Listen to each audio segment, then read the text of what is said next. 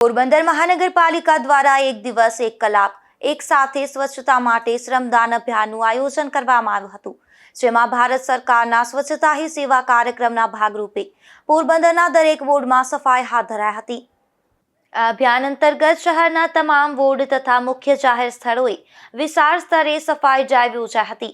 આ કાર્યક્રમમાં ધારાસભ્ય અર્જુનભાઈ મોઢવાડિયા, પોરબંદર જિલ્લા ભાજપ પ્રમુખ doctor Chetnaben Tiwari, collector H D. Dhanani, commissioner H J. Prajapati, નાયબ કમિશનર હર્ષ પટેલ, નાયબ કમિશનર મનન ચતુર્વેદી તથા અધિકારીઓ સક્રિય રીતે જોડાયા હતા। આ પ્રસંગે વિવિધ NGO તથા સ્થાનિક સંસ્થાઓ સાથે નાગરિકોએ ઉત્સાહભેર ભાગ લઈ સ્વચ્છતા માટે શ્રમદાન કર્યું હતું। શહેરમાં સ્વચ્છતા પ્રત્યે જનજાગૃતિ ફેલાય તે માટે આ અભિયાન વિશાળ સ્તરે અસરકારક સાબિત થયું હતું। 17 સપ્ટેમ્બરથી 2 ઓક્ટોબર સુધી સ્વચ્છતા હી સેવા કાર્યક્રમોનું આયોજન કરવામાં આવેલું છે, તેમજ રાજ્ય સરકાર દ્વારા પણ આ કાર્યક્રમ લંબાવીને 31 ઓક્ટોબર સુધી સ્વચ્છતા હી સેવાનો કરવામાં આવેલો છે। તે અંતર્ગત પોરબંદર મહાનગરપાલિકામાં આજરોજ એક સાથ સફાઈનો કાર્યક્રમ જે રાખવામાં આવેલો છે, એમાં મોટી સંખ્યામાં લોકો ઉપસ્થિત રહ્યા છે।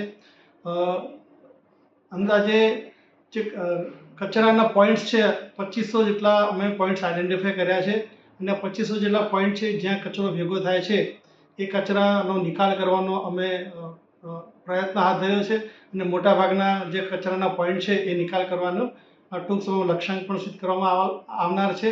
તેમજ રાત્રિ સફાઈની કામગીરી પણ કરવામાં આવે છે। રસ્તાઓની સફાઈ જે છે બ્રશિંગથી કરવામાં આવે છે, અને શહેરને સુંદર અને સ્વસ્થ બનાવવા માટેની આપણે પહેલ ઉપાડેલી છે।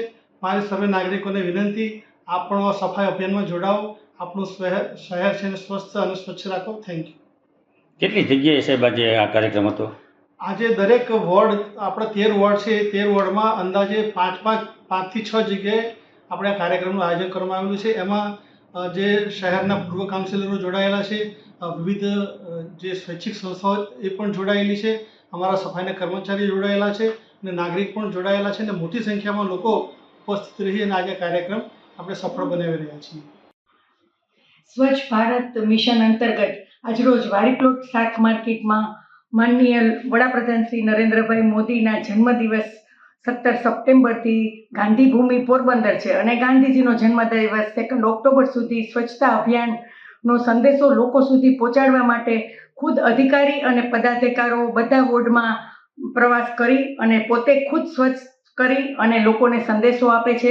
આજે આપણા લોકલાડીલા ધારાસભ્ય શ્રી અર્જુનભાઈ મોઢવાડિયા સાહેબ, અમારા કમિશનર, ડેપ્યુટી કમિશનર, પૂર્વ કાઉન્સિલરો અને નાગરિકો, NGOs બધા જોડાઈ અને વાડીપ્લોટ શાક માર્કેટ પાસે સ્વચ્છતા અભિયાનનો સંદેશો દીધો છે, અને સ્વચ્છતા અભિયાન પોતે સાથે રહી અને કરેલું છે, અને લોકોને અપીલ કરેલી છે, કારણ કે નગરપાલિકા સ્વચ્છતા અભિયાન કરી અને કરવા આવે 2 કલાક 3 કલાક કરે, પણ આપણા લોકો 22 કલાક સુધી કચરો ફેંકા રાખે તો કોની જીત થાય? લોકોની, કારણ કે જે કચરો ફેંકનાર એની છે। તો લોકોને અપીલ છે, આપણું પોરબંદર ગાંધીજીએ આખા દેશમાં, આખા વિશ્વમાં સ્વચ્છતાનો સંદેશો આપ્યો, તો આપણું તો પોરબંદર છે, એમની જન્મભૂમિ છે।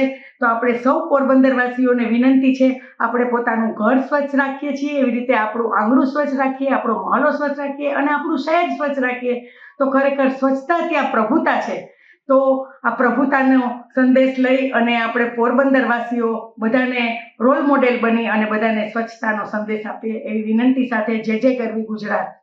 આ પ્રસંગે ઉપસ્થિત મહાનુભાવો દ્વારા સ્વચ્છતા પ્રત્યે જન સહભાગિતાના મહત્વને ઉજાગર કરવામાં આવ્યા હતા, અને નાગરિકોને સ્વચ્છતા અભિયાનને જીવનશૈલીનો અવિભાજ્ય હિસ્સો બનાવવાની અપીલ કરવામાં આવી હતી। નિપુલ પોપટ સાથે અશોક થાનકી, ગુજરાત ન્યૂઝ, પોરબંદર।